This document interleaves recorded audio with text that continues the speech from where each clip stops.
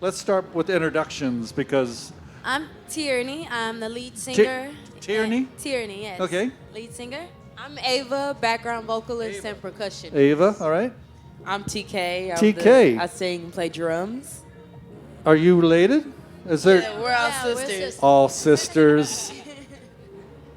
This is Southern Avenue, so we have a crowd now. Let's hear it for Southern Avenue starting off. All right. Thank you. Thank you. Thank you. Where to begin? Well, anybody out there familiar with the Stax record label? Yeah. Little interesting fact. These artists right here are the first Memphis act signed in, what is that, 40 years? 40 years, yeah. Let's just begin with that reality. Just take it away. It's really an honor, to say the least. I wouldn't have expected, but I wouldn't have expected it. But it's just really a big honor. It's a beautiful legacy to be able to carry out, and I hope we're making everybody proud. So. Yeah, I mean, I remember being a little girl, and we took a class field trip to the Stax Museum, and it's so cool to see all the artists and things on the wall. And now, as like an adult, I get to walk into the Stax Museum and see like our record, our album on the wall. So it definitely feels it's cool to be able to see that transition from being really young and seeing the world around you as like this sort of like mystical place, and then as you grow, you see how you become a part of the world around you, and a part of like the the culture and the community. So it's cool. It's very cool, and the fact that I get to do it with my sister, it's fun. I mean, the best it's part. Fun. Yeah. The name of the band connects to this reality as well, even though the name of the band existed before y'all got on Stax, Yeah. correct? Yeah. So would you explain how Southern Avenue connects to... We were, Ori was renting a room in Midtown, and we were on By the way, can you hear her? Because I think this microphone is a little weak. I don't know if it's... So Ori is our... Let's see. Ori is our guitar player, and he, at the time, we had just gotten together. We'd been playing a few shows as his solo band, and we decided to, have a partnership and create Southern Avenue. We had to find a name. And we were just sitting on the porch going through names, and he pointed to the end of the street sign, and it said Southern Avenue. And we all liked it. We agreed on it, and that's when we became Southern Avenue. And Southern Avenue, it runs through the whole city, basically, pretty much. But it turns into Macklemore, which is where the Stax Museum is. Yep. I think we could spend the rest of the interview talking about this, but maybe we will, maybe we won't. But there's this connection between gospel and soul, but sometimes that transition is a tricky one for people, especially if their parents are a little I feel like on the fence about it.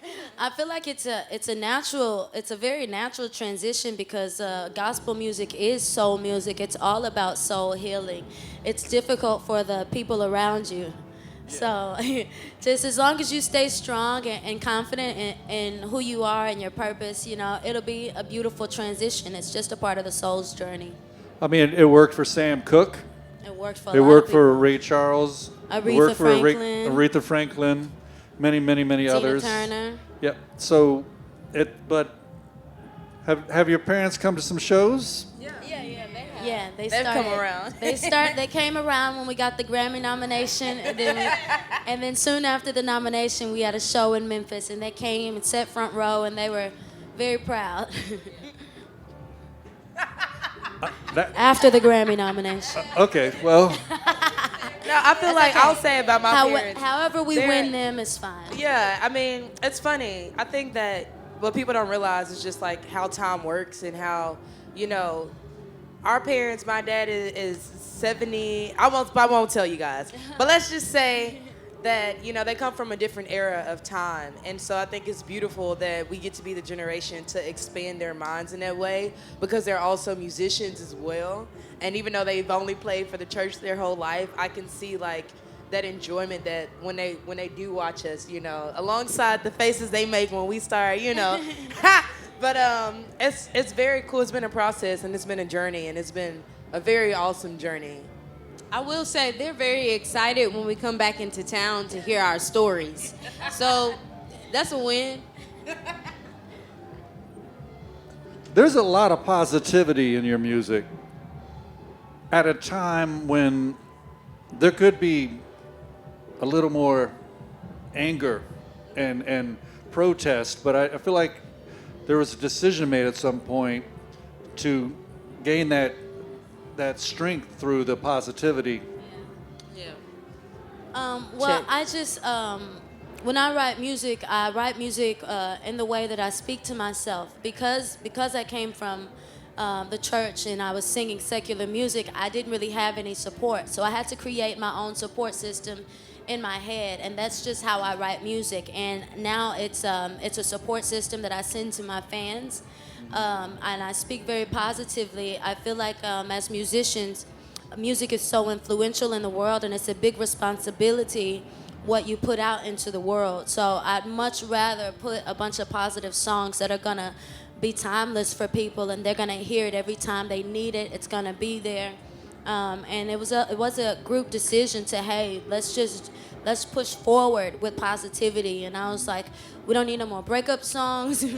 We need to just uplift people. We're in a very special position. We're leaders of some sort every time we stand before a crowd. So it's a responsibility to uplift people. And also within this collective here, were you all together at once, or was there No.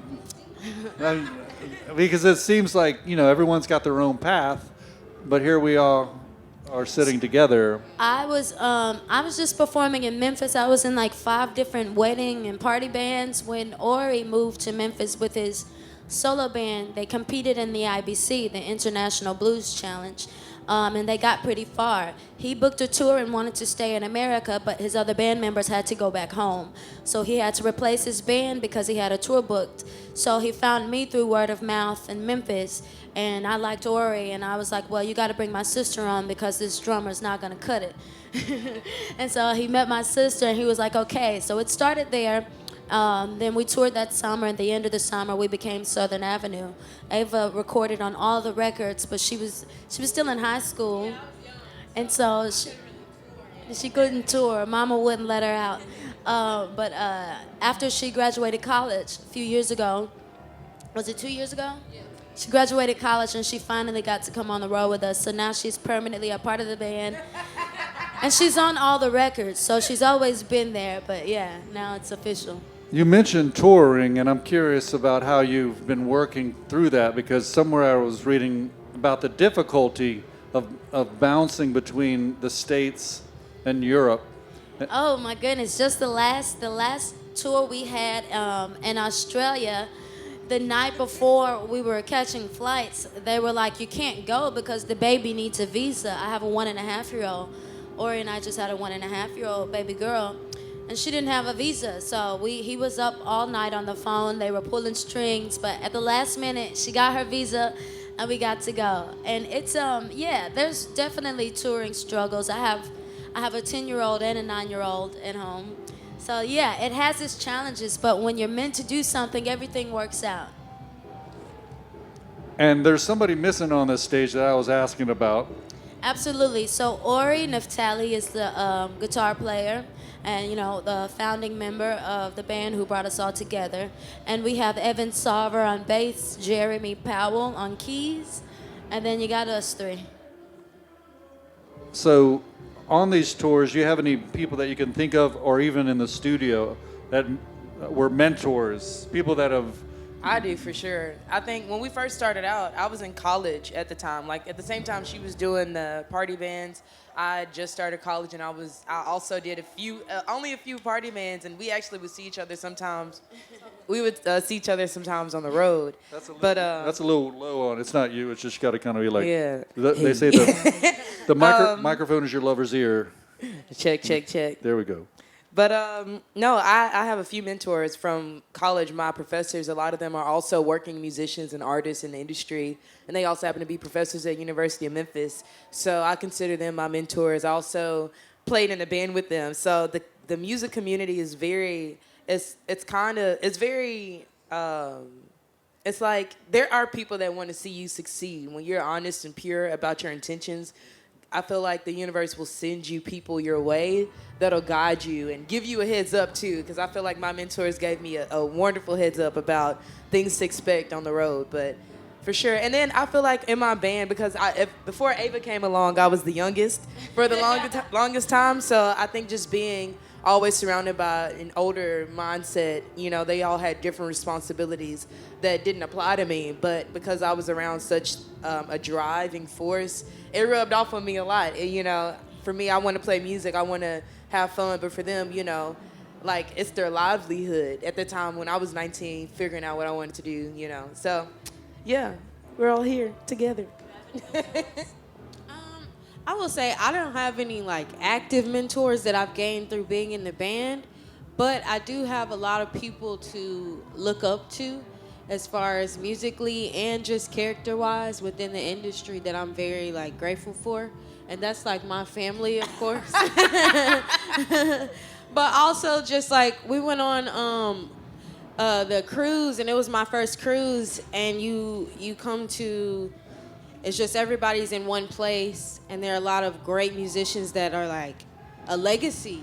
And so being able to witness people that are part of such a big legacy like B.B. King's, like musicians and stuff, and seeing them, and I'm only 24, so it's like to have that experience, that's something I can refer back to, that type of energy when you're performing and just like who they are as, you know, musicians. So maybe not a mentor, but I do have a lot of people to look to for, you know, guidance. So Yeah, I was just kind of reading a lot and educating myself until I found Ori, and I just realized how like smart he was, and I was like, I gotta stick to this guy. So I learned a lot from Ori, and he's probably my biggest mentor.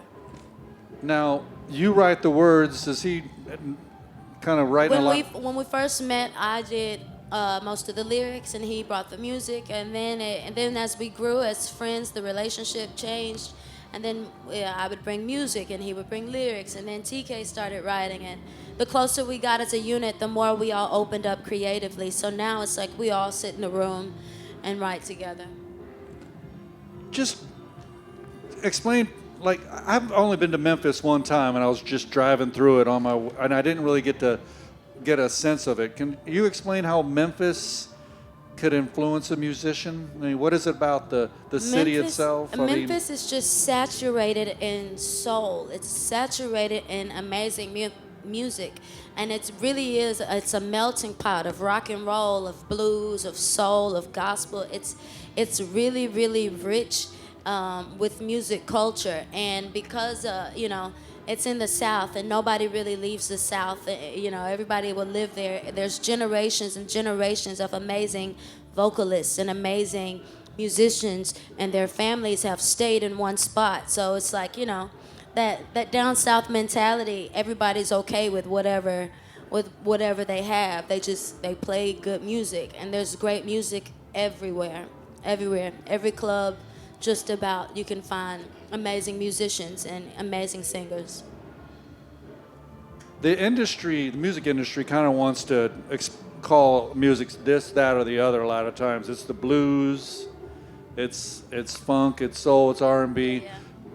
I don't think y'all were ever interested in limiting yourselves to any one style. No. We couldn't really. I mean, with diversity in the band, we also have very strong personalities and a very strong sense of individuality.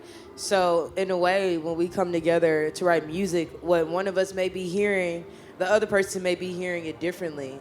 And so I feel like while we all, you know, come from the blues and the soul world, we all have different. We all have different influences within that as well. So I think that whatever sound that we come out with, you know, for us, that's like saying it's like you can't you can't tell me I'm dressed like, I can't leave the house and have somebody tell me what to wear.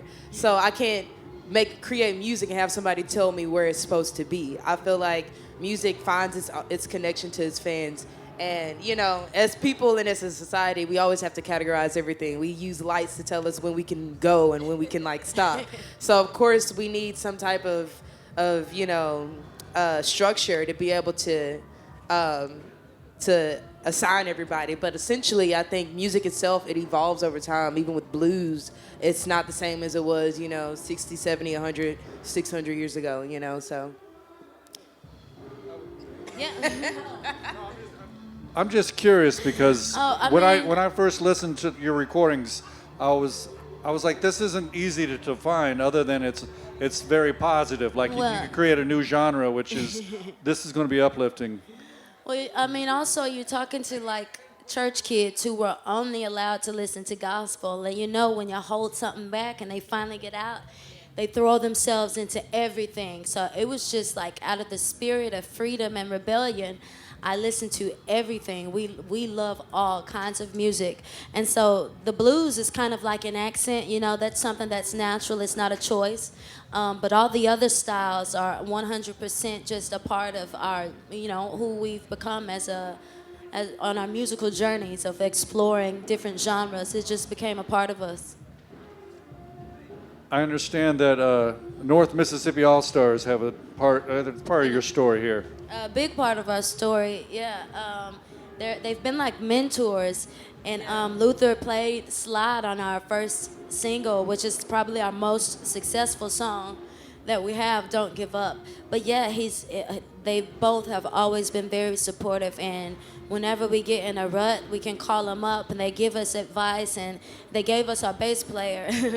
we were in it. We were switching bass players for a while. We needed the family to feel like a family unit, and we didn't have that for a while until Luther recommended us to call Evan, and we called Evan, and Evan is he's the perfect piece of the puzzle. He's let me the just glue. say. He's the glue to Southern Avenue. Yeah. So I can't imagine Southern Avenue without Evan, and it took us a while to get there. You mentioned "Don't Give Up." Mm-hmm. Can you talk a little bit about that song? Because that was actually the first song I heard. Yeah.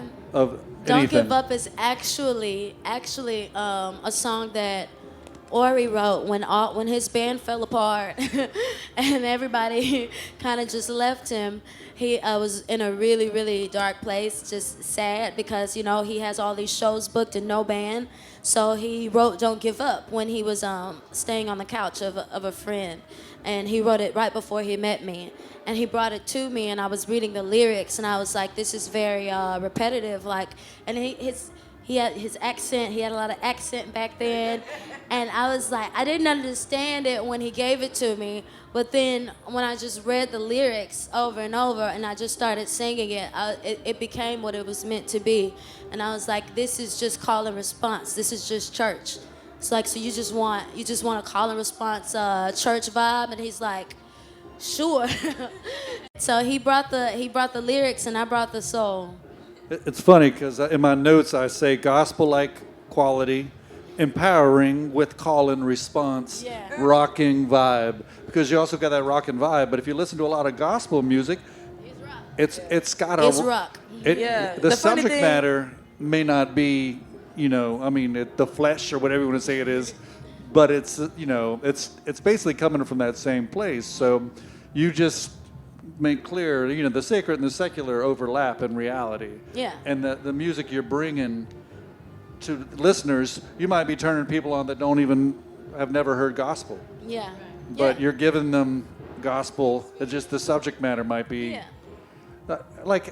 What's going through your minds when you're performing on a stage versus, say, like when you were singing in a church? I mean, how do you They're really, separate those, or do you just kind of think of them as the? I mean, the only difference, like in church, I'm very cautious of how I move because I'm not allowed to move. But there literally is no difference when you sing, when you uplift yourself and you uplift the people that you're singing to, you specifically do it to uplift them. Like whatever lyrics I'm singing about, this is my experience, but I know for a fact that you're going through something similar, because we all live life and we all go through the same emotions, if not scenarios and situations. So what goes through my mind when I'm on stage is just, come on, let's let this shit go and let's be free.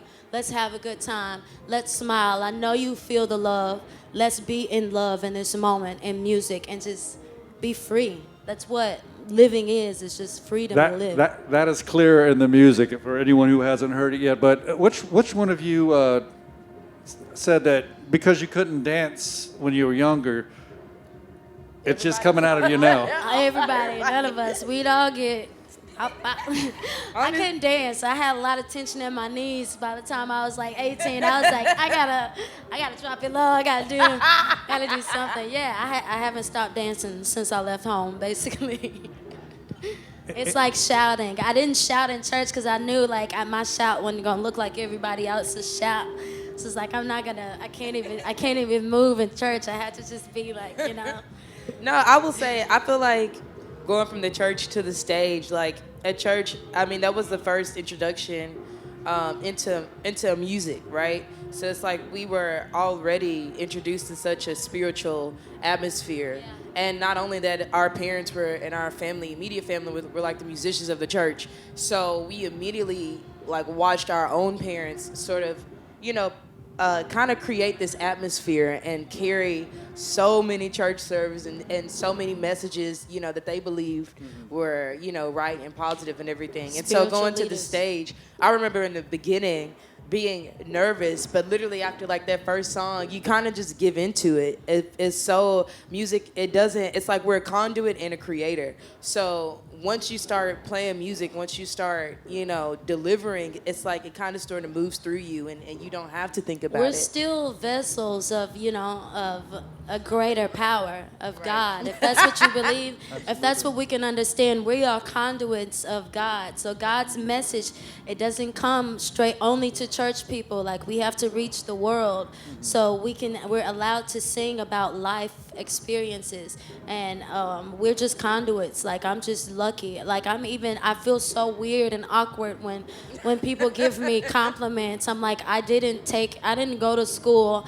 I don't put up any effort to be good. I just like get out there and I just move the way I was created to move. I sing how I was created to sound. I just open up and I just let God, really. And this is what you get. And some people don't understand it, but those who understand it, they get it. And that's good. I'm visiting from New Orleans, right? So I feel like you can find that in a second line, or you can find it at a show, say like, I believe Galactic. Yeah. We open for Galactic ones. Somebody mentioned there was an interview and you were at Galactic came up. Have y'all guys done any work with them? Yeah. We've done a few. We've done some shows with Galactic. Yeah. We opened We did up for New them. Year's with them maybe 2 or 3 years ago down at the Tippy Tina's. Tippy Tina's. Yeah, we love Galactic. Before I hand the mic out to the audience, I want to each one of you tell me what's next. What do you want to be next for you? Because you're just starting out, even though it's been 6-7 years now. What's next for you? We lost 2 during the pandemic, so all right. I don't know if we count. Okay, those. Give or take. I lost my age too. I'm still 2 years. I don't know. I don't remember how old I am now.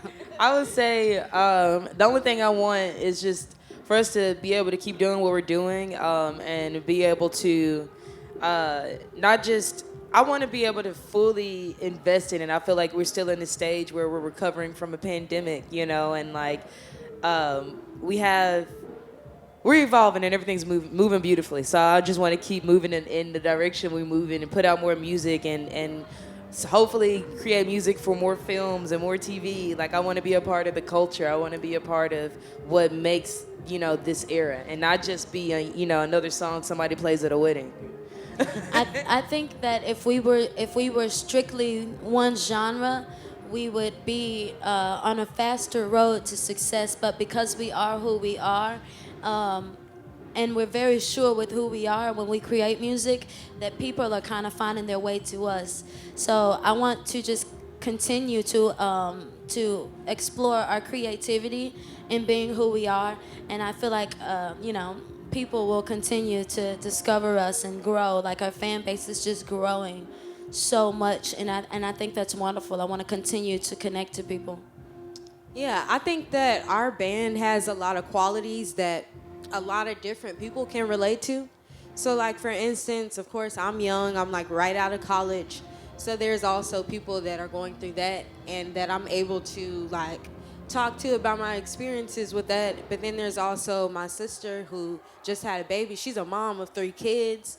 And so, it's like that's also that. And I think that with us having that much diversity within the band and having different times that we are within our lives, people can look at that and see that as inspiration regardless of, you know, who they are specifically. And I think the more people see that, then the more we can change the perspective of people or give people something to see a reason to continue life and continue living. Because, I mean, in my opinion, it's hard like nowadays. But I think that the more that we keep utilizing who we are to our full capacity, it can change a lot of, you know, people's perspectives on life and their views. And so I think that's my wish, really. And it's happening, so it just takes time. That's beautiful. Now, any questions from the audience? I apologise if you've already asked this or you've discussed this because I was dipping in and out, managing this whole thing. When I was in Memphis, I actually decided not to go to Graceland. Couldn't handle Elvis's bad taste, sorry.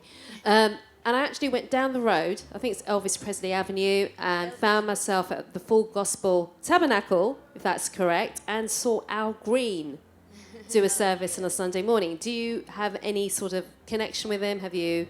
I'm a huge Al Green fan, but I've never been to the church. It's kind of a tourist attraction. Yeah. It's kind of a tourist attraction. And, you know, when you live in the city, you don't do the tourist attractions.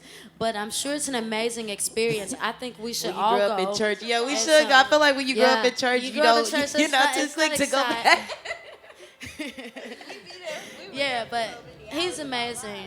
He's amazing, and I think he's one of my biggest inspirations. Yeah, I've just that's never so. been to the church. Okay. It's on the bucket list. Yeah, no, it was pretty awesome. Would you say it's more of a tourist attraction than Graceland, going there? It depends on which culture you come from. Okay. That's a good answer.